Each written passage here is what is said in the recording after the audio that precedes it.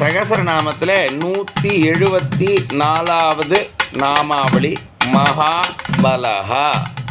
இந்த நாமாவளிக்கு ஆழ்வார் ஆச்சாரியர் பெரியோர்கள்லாம் சிறந்த விளக்கத்தை கொடுத்துருக்கா.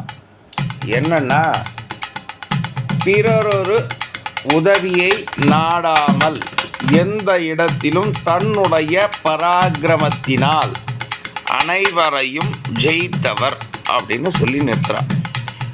ரொம்ப விசேஷம்.